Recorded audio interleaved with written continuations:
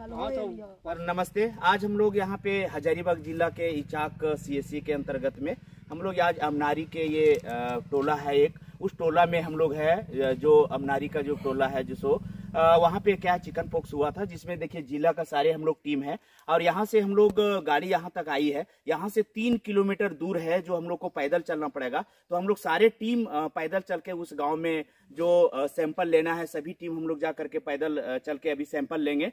तो आइए आपको हम आगे का गाँव का नज़ारा दिखाएंगे जो सैंपल हम लोग कलेक्ट करेंगे। आइए आगे दिखाते हैं।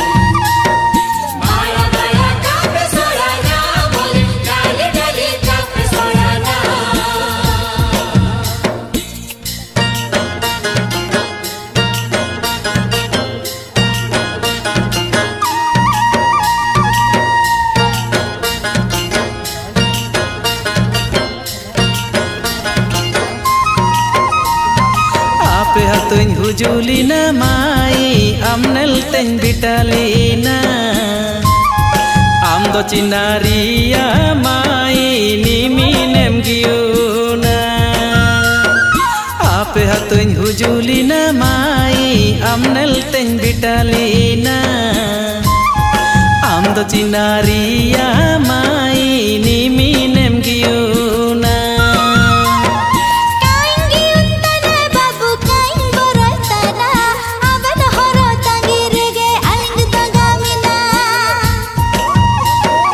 Marcinel izin me mai alo me giuna apne horo tangi tege mai somoy to param